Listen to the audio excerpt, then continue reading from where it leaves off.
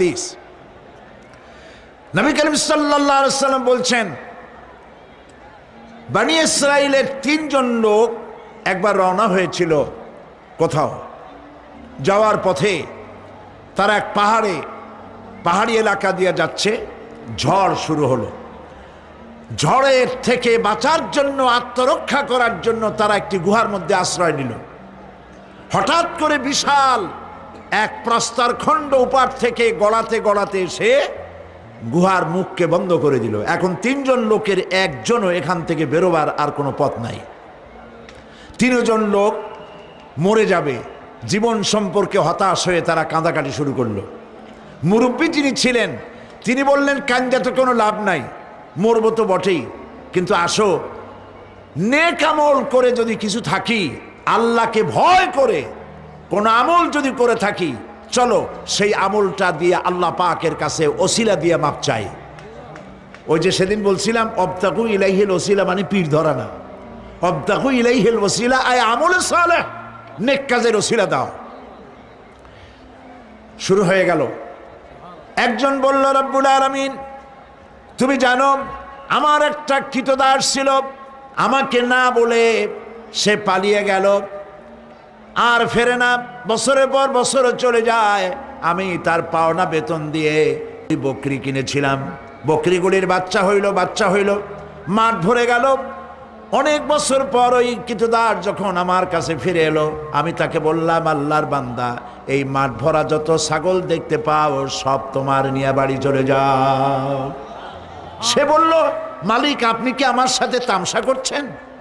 আমি তো না বলে গেছি আপনার কাছে, পালিয়ে গেছি, আমার তো শাস্তি হওয়া উচিত, আর আপনি আমাকে তামসা করতেছেন। না, তামসা না, তোমার বেতনের টাকা দিয়ে আমি এগুলি কিনেছিলাম, ওগুলিতে বংশ বাড়তে বাড়তে এগুলি হয়ে গেছে, এত হয়ে গেছে, কাজে এটা তোমার, আমি তোমাদেরকে এটা দিয়ে দিলাম, তুমি নিয়ে যাও। লোকটি বলল, রব্বুল আলামিন আমি তো শুধু বেতনের টাকাটাই দিতে পারতাম, আমি তো শুধু ইচ্ছে করলে ওই টাকা দিয়ে যে কয়টা বকরি কিনেছিলাম সেগুলি দিতে পারতাম। আমি তা না করে তার বেতনের টাকার সবগুলি টাকা দিয়ে যত ছাগল হলো, বকরি হলো, সব দিয়ে দিলাম। এই কাজটা যদি আল্লাহ তোমারে ভয় করে করে থাকে, মেহেরবানি করে এই পাথরটা সরাইয়া দাও। নবীজি বলছেন, আল্লাহ রাব্বুল আলামিন সঙ্গে সঙ্গে তার আপন কুদরতে পাথর সরাই দিলেন, কিন্তু মানুষ বেরোবার মতো পথ তখনও হলো না, অল্প একটু জায়গা সরেছে। আর একজন বলল, রব্বুল আলামিন তুমি জানো আমি এক সুন্দরী যুবতী নারীর প্রতি আকৃষ্ট হলাম, তাকে আমি কুপ্রস্তাব দিলাম, কোনো ক্রমে রাজি করতে পারি নাই, বহু টাকার বিনিময় আমি যখন তাকে রাজি করেছি, আর নির্জন জায়গায় যখন আমি তাকে উপভোগ করতে যেতেছি, তখন ওই যুবতী মেয়ে আমাকে বলল, আল্লাহর বান্দা তুমি আল্লাহরে ভয় করো। আর রব্বুল আলামিন আমার দীর্ঘদিনের এই আশা, এত টাকা দিলাম, এর বিনিময়ে আমি যখন আমার কুপ্রবৃত্তিকে চরিতার্থ করতে যাব, এমন সময় যখন ওই মহিলা যখন বলল আল্লাহরে ভয় করো, তোমার ভয় আমার মনের মধ্যে এতটা গালিব হয়ে গেল, আমি এটাকে ছেড়ে দিয়ে তওবা করে দূরে পালাইয়া গেলাম। আয় আল্লাহ তাআলা, এই কাজটি যদি তোমাকে ভয় করে করে থাকি, তাহলে তুমি মেহেরবানি করে পাথরটারে সরাইয়া দাও। নবীজি বলছেন, সঙ্গে সঙ্গে পাথর আরো একটু সরে গেল, কিন্তু তখনও মানুষ বেরিয়ে যাওয়ার মতো পথ হয় নাই। তৃতীয় ব্যক্তি বলল, রব্বুল আলামিন তুমি জানো আমি গরিব মানুষ, কয়েকদিন পর্যন্ত বহু চেষ্টা করেও কিছু সংগ্রহ করতে পারি নাই, ছেলে মেয়ে না খাওয়া, আমার বুড়ি মা না খাওয়া, আমার স্ত্রী না খাওয়া, সারাদিন কাজ করে কিছু পাই নাই। যখন আমি বাড়ি ফিরলাম গভীর রাত্রি, স্ত্রী জিজ্ঞেস করলো কিছু পেয়েছো নাকি? আমি বললাম কিছু পাই নাই। স্ত্রী তখন আমাকে বলল, আমার যে বকরি ছিল ওই বকরি দহন করে সামান্য একটু দুধ, এক গ্লাস দুধ গরম করে রেখেছি, তোমার মায়েরে দেই নাই, বাচ্চাদের দেই নাই, আমি নিজে খাই নাই, তুমি কষ্ট করেছো, তুমি খাও। লোকটি বলল, রব্বুল আলামিন আমার ওই দুধের গ্লাস হাতে নিয়ে স্ত্রীর ক্ষুধার্ত চেহারা দেখে আমার মনের মধ্যে মায়া ঠিকই হলো, কিন্তু দুধ আমি তারে দিলাম না, আমার কলিজার টুকরা সন্তানগুলির দিকে, ক্ষুধার জ্বালায় অস্থির বাচ্চাগুলি, তাদের দিকে তাকালাম, বেদনায় কলিজা ভরে উঠল। দুধ আমি তাদেরও দিলাম না। এবার চলে গেলাম আমার মায়ের রুমে, যে দেখলাম আমার বুড়ি বাপ 2-3 দিন অনাহারে, মা আমার ক্ষুধায় পড়ে আছেন বিছানায়। আমি আমার সন্তানের দিকে তাকালাম, আমার স্ত্রীর দিকে তাকালাম, নিজেরও পেট, আমার পেটেও দারুণ ক্ষুধা, কাউকে দুধ দিলাম না। আমার মায়েরে ঘুমের থেকে জাগাইয়া পাশে বসাইয়া সবটুকুন দুধ আমার মায়েরে খাওয়াইয়া দিয়েছিলাম। রব্বুল আলামিন, এই কাজটি যদি আমি তোমাকে ভয় করি করে থাকি রব্বুল আলামিন, তাহলে মেহেরবানি করে পাথরটা সরাই দাও। আমার নবীজি বলছেন, সঙ্গে সঙ্গে পাথরটি গুহা মুখ থেকে সরে গেল। আল্লাহ পাককে ভয় করার, ভয় করে চলার একটি দৃষ্টান্ত, এভাবে অনেক দৃষ্টান্ত হাদিস শরীফের মধ্যে এবং কোরআনের মধ্যে রয়েছে। প্রিয় ভাই সব, মানুষের মর্যাদা টাকায় বাড়ে না। আপনি সৈয়দ বংশের লোক, এটা দেখার আল্লাহর কোনো জরুরত নাই। আপনি বড় আলেম, এটা দেখার জরুরত আল্লাহর নাই। আপনি প্রধানমন্ত্রী, আপনি প্রেসিডেন্ট, দেখার কোনো দরকার আল্লাহ পাকের নাই। কোন পয়গম্বরের বাপ, কোন পয়গম্বরের মা, কোন পয়গম্বরের স্ত্রী, তাও দেখার দরকার নাই আল্লাহ পাকের। আল্লাহ পাকের কাছে মর্যাদা, ইন্না আকরামাকুম ইনদাল্লাহি আতকাকুম। তোমাদের মধ্যে আল্লাহর কাছে মর্যাদা হচ্ছে সেই ব্যক্তির, যে ব্যক্তি তোমাদের মধ্যে সব থেকে বেশি আল্লাহ পাককে ভয় করে। সুবহানাল্লাহ বলি। একটি সহজ ব্যাখ্যা এভাবে দেওয়া যায়, তাকওয়া কাকে বলে। একটি সংকীর্ণ রাস্তা, সেই রাস্তা দিয়ে, সেই রাস্তার 2 দিকে আছে কাঁটা যুক্ত লতা পাতা। এরকম একটা রাস্তা দিয়ে যখন আপনি যাবেন, তখন আপনি বলুন তো, তখন আপনি বলেন কিভাবে যাবেন? আপনার গায়ে জামা আছে, চাদর আছে, রাস্তাটা খুব ন্যারো, 2 দিকে কাঁটা যুক্ত লতা পাতা। বেতের গাছ দেখছেন? বেত, ওই রকমের বেতের কাঁটা যুক্ত লতা পাতা আছে। যাবেন কেমনে? যাওয়ার সময় জামা কাপড় খুব আঁটশত করে সতর্ক হয়ে আপনি যাবেন, যাতে কাঁটা লেগে আপনার জামা না ছেড়ে, আপনার গায়ের চামড়া না ছেড়ে। এটার নামই হচ্ছে তাকওয়া, সতর্কতা অবলম্বন করে চলা। এটার একটা দৃষ্টান্ত আমি এইভাবে দেই। বাইন মাছ তো আমরা সবাই কম বেশি লোকেরা খায়। চট্টগ্রামে বাইন মাছরে কি বলে? যাক, অন্তত একটা মাছের নামে আমরা এক আছি, বাইন মাছ। এই বাইন মাছ থাকে কোথায় বলেন তো?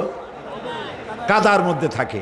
যারা বাইন মাছ ধরেছে তাদের মুখে শুনেছি যে বাইন মাছ যতই কাদার মধ্যে দিয়ে টাইনা বাইর করলাম, এর গায়ে কোনোদিন কাদা দেখি নেই। তা শুধু খাবেন না, ওর কাছ থেকে অন্তত তাকওয়ার শিক্ষাটা নিবেন। ও কাদায় থাকে, তাকওয়ার কারণে কাদা ওর গায়ে লাগে না। তাকওয়া মানে বেঁচে চলা, সতর্ক হওয়া। সতর্ক থাকে, গায়ে লাগলো না। আপনিও আপনার সমাজকে পরিচ্ছন্ন বানাবেন, নিজেও পরিচ্ছন্ন থাকবেন, আল্লাহকে ভয় করে চলবেন, সতর্ক হবেন, এটার নামই তাকওয়া। দেখুন আল্লাহ রাব্বুল আলামিন বলছেন, ইয়া আইয়ুহাল্লাযীনা আমানুত্তাকুল্লাহা হাক্কা তুকাতিহি ওয়া লা তামুতুন্না ইল্লা ওয়া আনতুম মুসলিমুন। আল্লাহ পাক বলেন, হে বিশ্বাসীরা, তোমরা আল্লাহ পাককে ভয় করো, ভয় করার মতো ভয় করো, আর মুসলমান না হয়ে মরে যেও না। সুবহানাল্লাহ। আল্লাহকে ভয় করো, ভয় করার মতোই ভয় করো, যেমনটি আল্লাহ পাককে ভয় করা উচিত ওইভাবে ভয় করো, জীবনের সকল কাজে উঠতে বসতে। আন্নাবা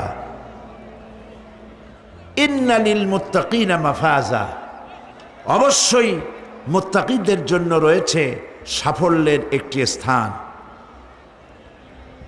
হাদাইকা ওয়া আনাবা ওয়া কাওয়াইবা আতরাবা, বাগবাগিচা, আঙ্গুর, নবযৌবনা সমবয়সী তরুণী বৃন্দ, এবং রয়েছে উচ্ছ্বসিত পান পাত্র।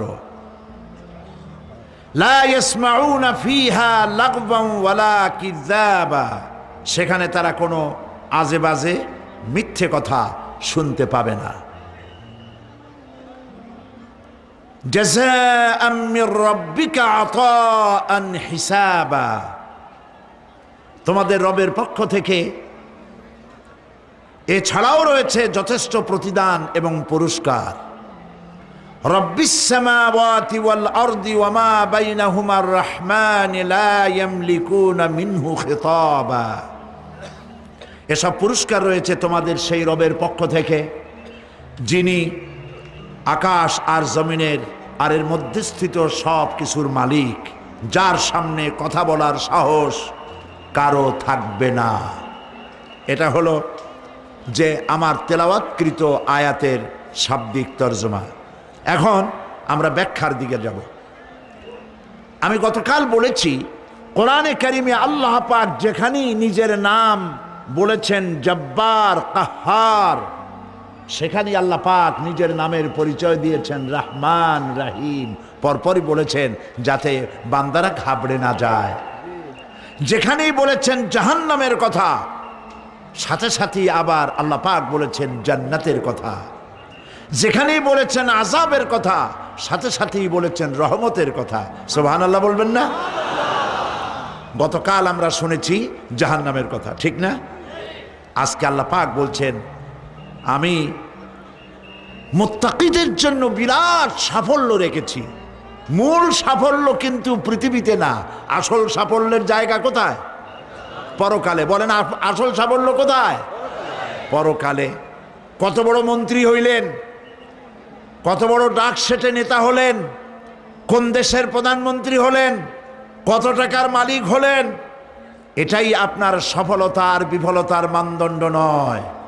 আসল সাফল্যের মানদণ্ড কিয়ামতের দিন আল্লাহ রাব্বুল আলামিন আপনার সাথে কি ব্যবহার করবেন, ওটার উপরই সফলতা নির্ভর করবে, বিফলতা নির্ভর করবে। প্রিয় ভাই সব, কিয়ামতের সাফল্য শুধুমাত্র মুত্তাকিদের জন্য। কাদের জন্য বলুন? মুত্তাকিদের জন্য।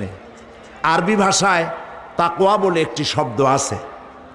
এই তাকওয়া শব্দের অর্থ হচ্ছে বিরত থাকা, বেঁচে চলা, সতর্ক হওয়া এবং সাবধানে চলাফেরা করা, এটার নামই হচ্ছে তাকওয়া। একটিমাত্র জিনিস যদি মানুষের মধ্যে থাকে, সে মানুষটি ফেরেশতার চাইতে বেশি মর্যাদা সম্পন্ন হয়ে যায়, আর ওই জিনিসটি না থাকলে পরে শয়তানের চাইতে লোকটি নিকৃষ্ট হয়ে যায়। বলেন তো জিনিসটার নাম কি? তাকওয়া। বলেন না নাম কি? তাকওয়া। এই তাকওয়া দিয়েই, এই তাকওয়া যার ভিতরে সৃষ্টি হয়, সে ভালো কাজ করার জন্য উৎসাহিত হতে পারে। এই জন্য আল্লাহ রাব্বুল আলামিন বলেছেন ফাত্তাকুল্লাহা মাস্তাতাতুম, আল্লাহ পাককে ভয় করো, যতটা ভয় করা সম্ভব অতটাই ভয় করো।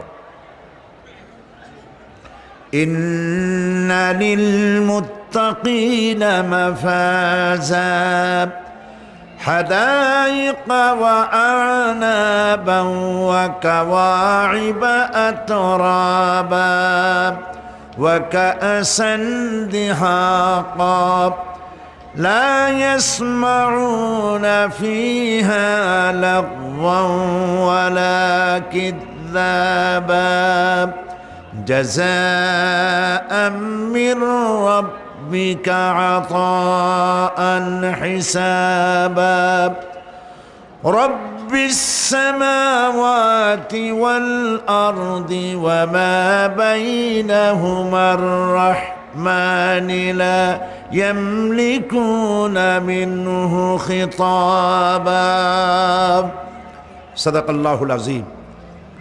সূরা সিংহের মাথার উপরে বিড়ালেরা আজ লাফালাফি করতেছে। মুসলমানেরা সিংহের জাত, খালিদ বিন ওলীদের উত্তরসূরি, সালাউদ্দিন আইয়ুবের উত্তরসূরি, শহীদ তিতুমীরের উত্তরসূরি, তাদের মাথার উপরে বুশ আর শ্যারনের মতো বাঁদরেরা মুসলমানের মাথায় লাফাচ্ছে। মুসলমানদের বদকিসমত, শাহাদাত কি তামান্না ভুল গই। এ মুসলিম মিল্লত শাহাদাতের তামান্না কলিজা থেকে উঠে গিয়েছে। তসবিহ কি দানু মে জান্নাত ঢুন রহি, তসবির দানা গনে কোন বেহেশতে যাব, কোন বেহেশতে যাব, কোন বেহেশতে যাব। জান্নাতের তসবির দানার ভিতরে জান্নাত পাওয়া যায় না। তাহলে রাসূলুল্লাহ বলে যেতেন, নবী করিম সাল্লাল্লাহু আলাইহি সাল্লাম বলেছেন, আল জান্নাতু তাহতা জিলালিস সায়ুফ, জান্নাত হচ্ছে তরবারির ছায়াতলে। যতদিন মুসলমানদের হাতে ছিল কোরআন আর তরবারি, ততদিন ছিল মুসলমানদের বিজয়ের কাল। তোমাদেরকে আজ এই জাতির মুসলিম মিল্লাতের অরুজ এবং জাওয়াল, উত্থান আর পতনের ইতিহাস শোনাই। এই মুসলমানদের হাতে যতদিন ছিল তরবারি আর কোরআন, ততদিন দুনিয়া তার পায়ে চুমা খেয়েছে। আর যখন কোরআনের পরিবর্তে এসেছে তবলা, বেহালা, গিটার, নারিন্দা, সারিন্দা, হারমোনিয়াম, সারেগামা, এই কপাল পোড়া যন্ত্রগুলি যখন মুসলমানদের হাতে এসেছে, কোরআন আর তরবারির পরিবর্তে কপাল পোড়া শুরু হয়েছে সেই দিন থেকে। প্রিয় ভাই সব, এটা একটা আলাদা বক্তৃতা, সেদিকে আমি যাব না। আমি আপনাদেরকে তাফসীর শোনাবো ইনশাআল্লাহ। বলি ইনশাআল্লাহ।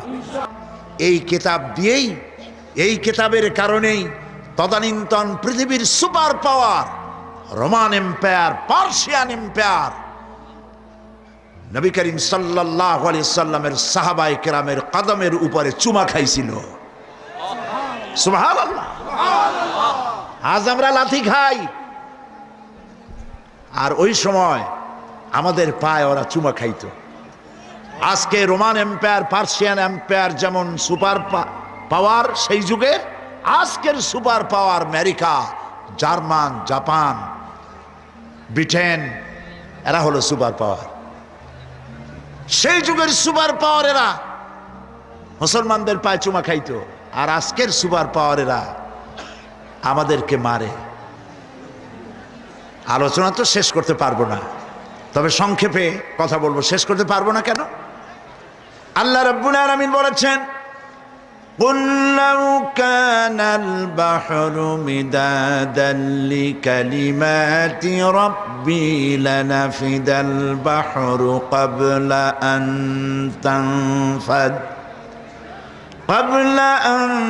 تنفد كلمات ربي ولو جئنا بمثله مددا। আমার আল্লাহ পাক বলেন, ও আমার নবী আপনি বলুন, तमाम পৃথিবীর সমস্ত সমুদ্র আর মহাসমুদ্রের পানি যদি কালি হয়ে যায়, আর তাই দিয়ে যদি আমার রবের কালামের ব্যাখ্যা লেখা যদি শুরু হয়ে যায়, লিখতে লিখতে तमाम পৃথিবীর সমস্ত পানি শেষ হয়ে যাবে, আমার আল্লাহ রব্বুল আলামিনের কালেমার ব্যাখ্যা লেখা শেষ হবে না। এ হচ্ছে সে আজিম কিতাব। কি দুর্ভাগ্য আমাদের, এত বড় কিতাব, এর দ্বারা শিক্ষা নিতে পারলাম না। প্রিয় ভাই সব, সেটা কি দেখবেন? চোখে দেখা মুজিজা দেখাই। কোরআনের অসংখ্য মুজিজা আছে, যেটা দেখা যায় চোখে, সেটি তাকিয়ে দেখুন। এই বিশাল জনসমুদ্র আয়োজন করতে যে কোনো রাজনৈতিক দলের জন্য কত লক্ষ কোটি টাকা খরচ করতে হবে, কত পুলিশ, কত বিডিআর, কত আর্মি লাগবে সুশৃঙ্খল পরিবেশে বসিয়ে রাখতে। তাকিয়ে দেখুন তো, সেরকম কি কেউ আছে বসুন বসুন বলার জন্য? আল্লাহ রাব্বুল আলামিনের কালাম শোনার জন্যে আপনাদেরকে সমাজ কল্যাণ পরিষদের পক্ষ থেকে আপনাদেরকে নিশ্চয়ই বাস ভাড়া, রিক্সা ভাড়া দেওয়া হয়েছে, যাওয়ার সময় দেওয়া হবে। আচ্ছা, কিছু না হোক, মাহফিলের শেষে বদ্দার হাটের ভালো গরুর গোশত দিয়ে ভাত খাওয়ানো হবে, তাও হবে না। একটা চকলেটও পাবেন না। তারপরেও এই বিশাল জনসমুদ্র পিন পতন স্তব্ধতা বিরাজ করছে।